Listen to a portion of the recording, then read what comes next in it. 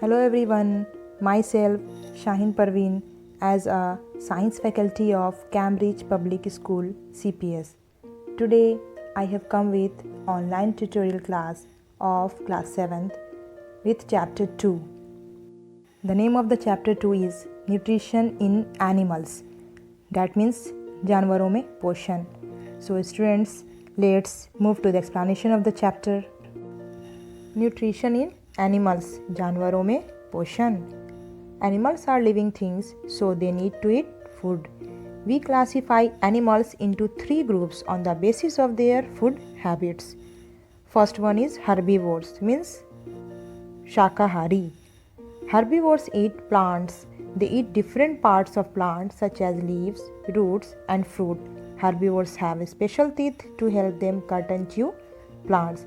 शाकाहारी जीव जंतु जो होते हैं ये पेड़ पौधे के भागों को जैसे पत्तियां, फल, फूल, जड़ इन सब चीज़ों को खाते हैं और इनके पास एक ख़ास तरह का तीत होता है जो इनको चबाने में काफ़ी हेल्प करता है. For example deer, cows, rabbits, ये कुछ जानवरों के एग्जाम्पल दिए गए हैं. कार्निवोर्स मीन्स मांसाहारी.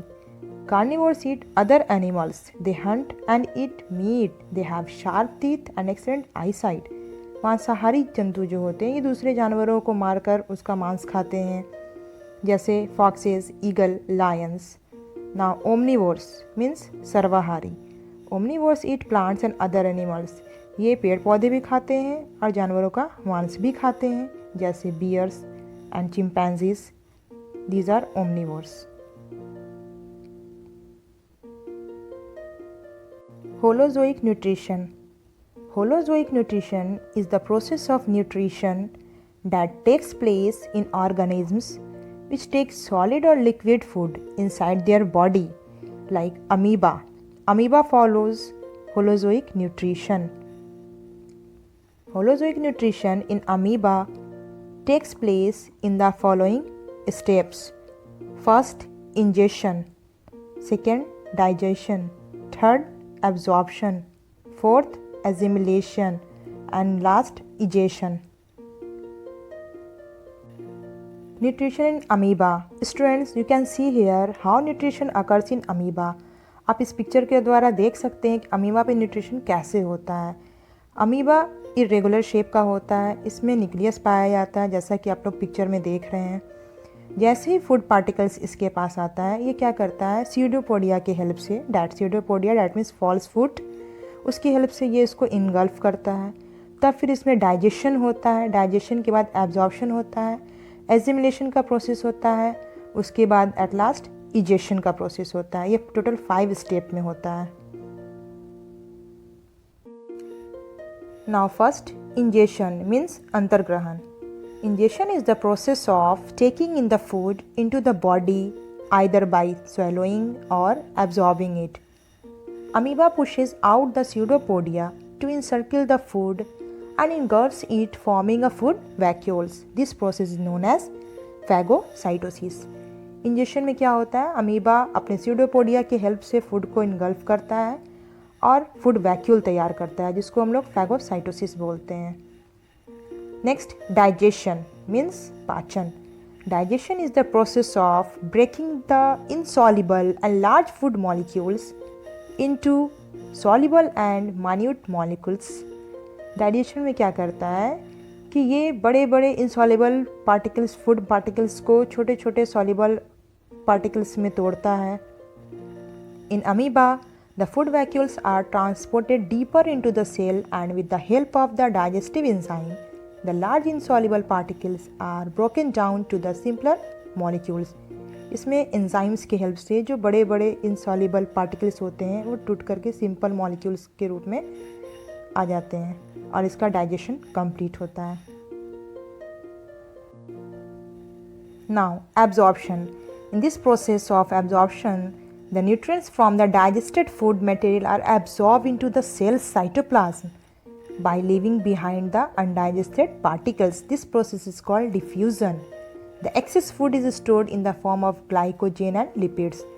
इस प्रोसेस में एब्जॉर्प्शन होता है जिसमें आपका साइटोप्लाज्म में सारा का सारा जो है अनडाइजेस्टेड पार्टिकल्स चला जाता है.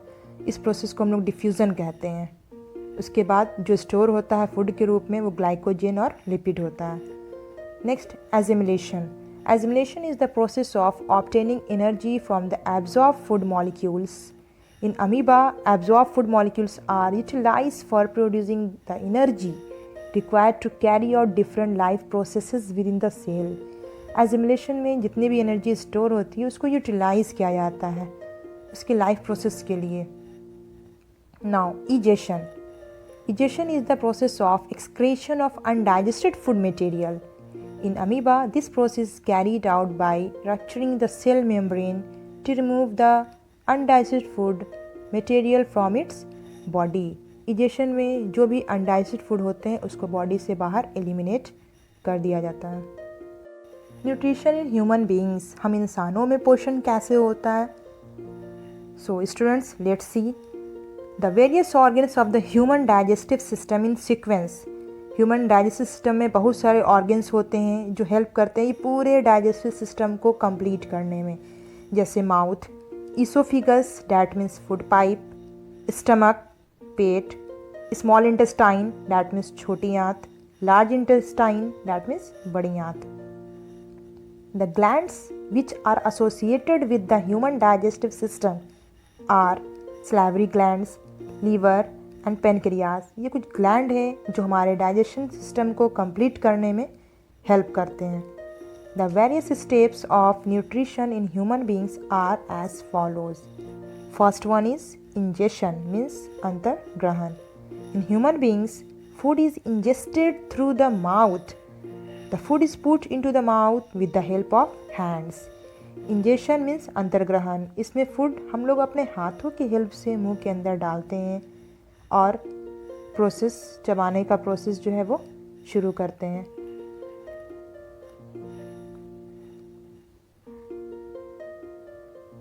स्टूडेंट, जैसा कि इस पिक्चर में आप लोग देख रहे हैं, ये सलाइवरी ग्लैंड हमारे थ्रोट के जस्ट गले के पास होता है, एक कान के नीचे है, दिख रहा होगा आप लोगों को। यही सलाइवरी ग्लैंड जो होता है सलाइवा को प्रोड्यूस करता है। इसका मेन फंक्शन होता है सलाइवरी ग्लैंड का सलाइवा प्रोड्यूस करना।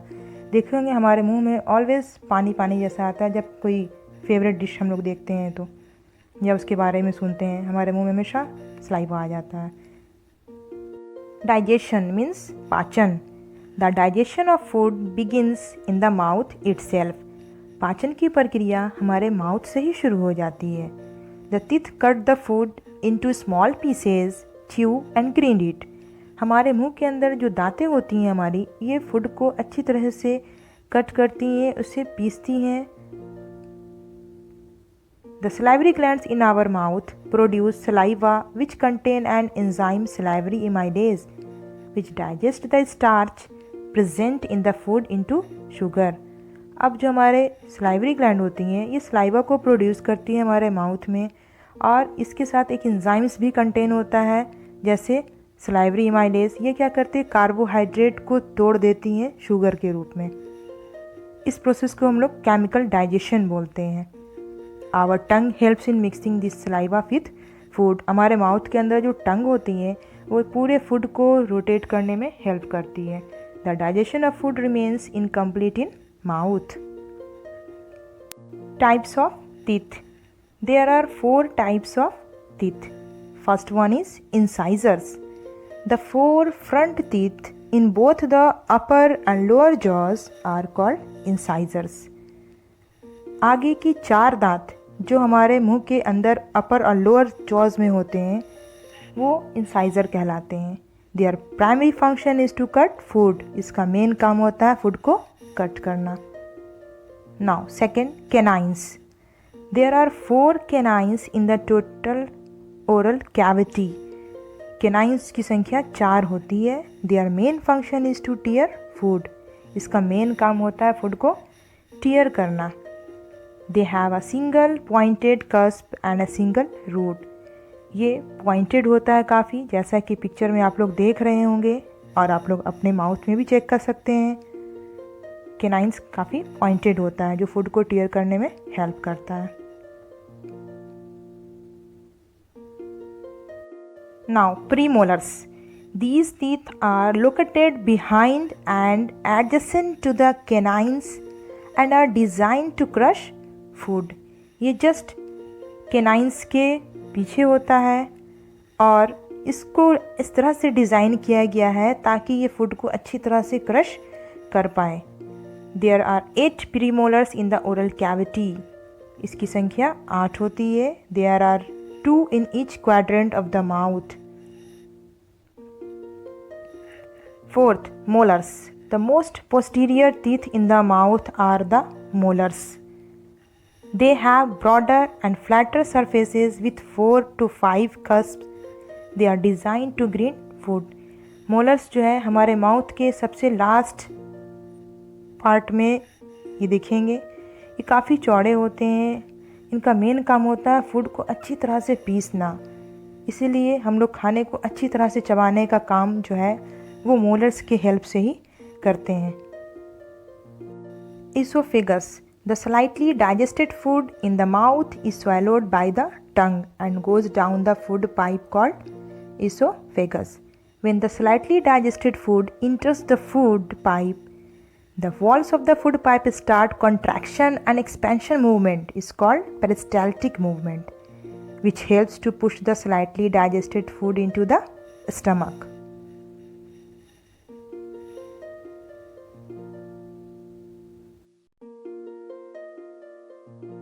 Stomach. The stomach is a J-shaped organ present on the left side of the abdomen. Stomach हमारे abdomen के left side में present होता है जो J-shaped का होता है. The stomach walls contain 3 tubular glands in its walls which secrete gastric juice. The gastric juice contains 3 substances like hydrochloric acid, the enzyme pepsin, and mucus. The hydrochloric creates an acidic medium which facilitates the action of the enzyme pepsin, that is digestion of protein.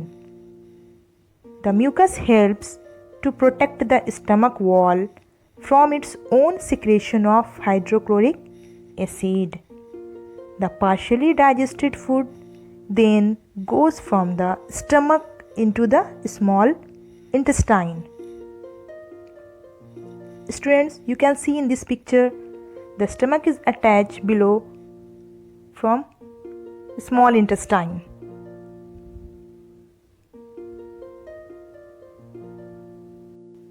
Small intestine means choti आंत. From the stomach, the partially digested food enters the small intestine. The small intestine is the largest part, about 6.5 meter of the alimentary canal. हमारी छोटी आंत जो होती है हमारे पूरे alimentary canal का सबसे लंबा भाग होता है. ये 6.5 मीटर का होता है और ये हमारे पेट में क्वाइल्ड रूप में अरेंज रहता है. The small intestine in human beings is the site of complete digestion of food like carbohydrates, proteins and fats. ये सब पूरी तरह से डाइजेस्ट हो जाते हैं हमारी छोटी आंत में.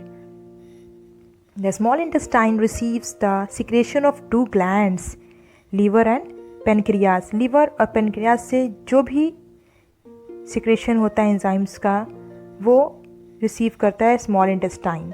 Liver secretes bile. Bile perform 2 functions. First, it makes the acidic food coming from the stomach alkaline so that pancreatic enzymes can act on it. Bile salts break the fats present in the food into the small globules, making it easy for the enzymes to act and digest them. The pancreas secretes pancreatic juice, which contains enzymes like pancreatic amylase for breaking down starch, trypsin for digesting proteins, and lipase for breaking down emulsified fats. The walls of the small intestine contain glands which secretes intestinal juice. The enzymes present in it finally convert the proteins into amino acids, complex carbohydrates into glucose, and fats into fatty acids and cholesterol. In this way, The process of digestion converts the large and insoluble food molecules into small water soluble molecules. इस तरह से digestion का process जो है complete होता है और insoluble food को ये वाटर सॉल्युबल मॉलिक्यूल्स के रूप में कन्वर्ट कर देता है पूरी तरह से.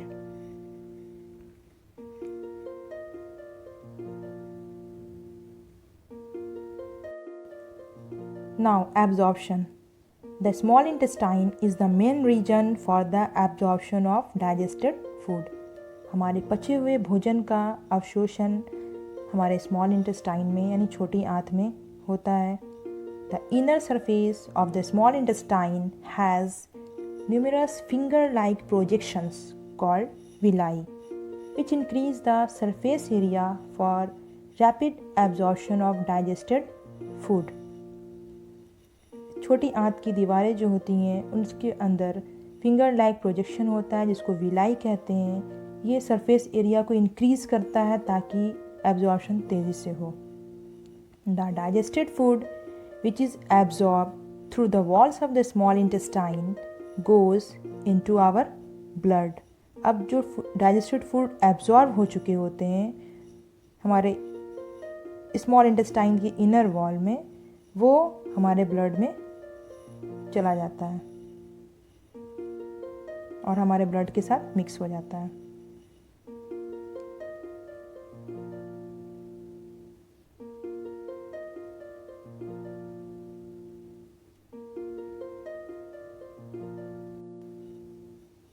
Now, assimilation. The blood carries digested and dissolved food to all the parts of the body where it becomes assimilated as part of the cells and is utilized for obtaining energy, building up new tissues and the repair of old tissues. अब blood में जो mix हो चुका है हमारा food absorption के द्वारा, वो हमारे बॉडी वर्क में हमारे टिश्यूज़ की बिल्डअप में हेल्प करता है.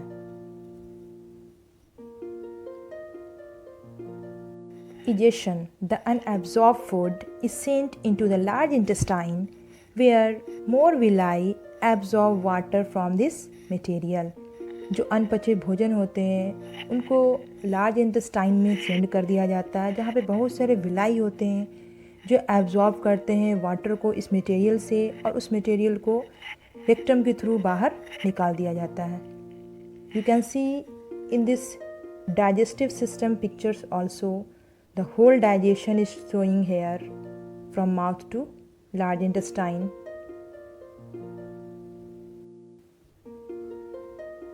Now, nutrition in ruminants.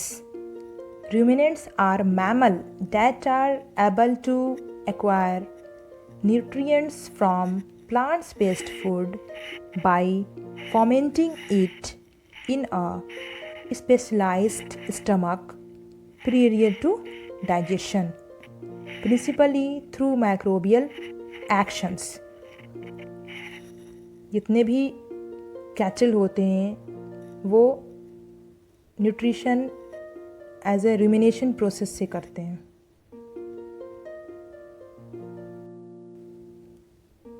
The cow's digestive tract consists of the following. First, mouth. Second, esophagus. Third, a 4-compartment stomach which includes the rumen, the reticulum, the omasum, and the abomasum. Now fourth, small intestine, and last, large intestine.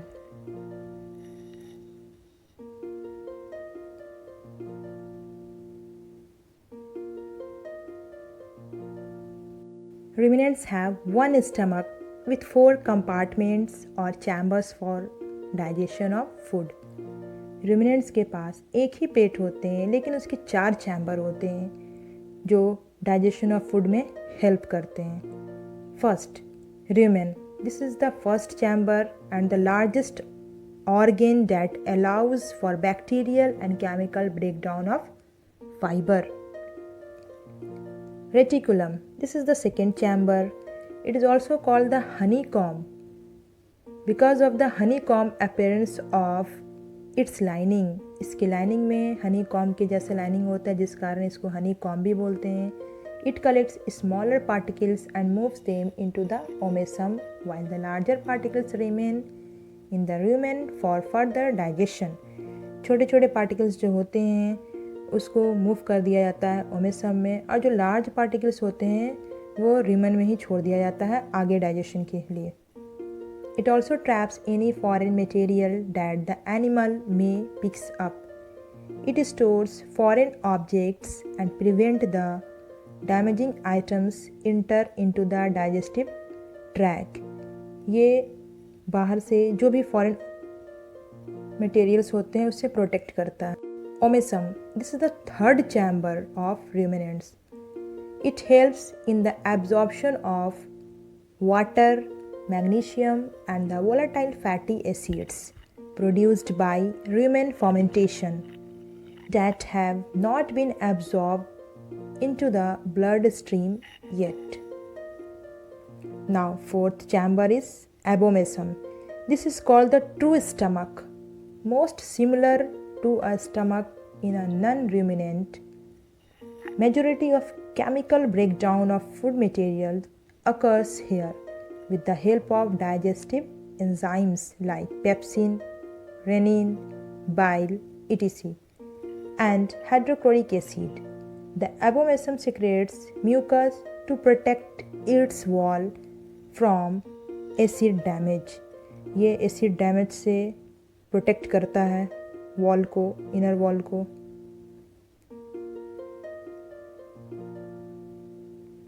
क्योंकि hydrochloric acid इसमें present होते हैं इसलिए mucus जो है prevent करता है hydrochloric acid से.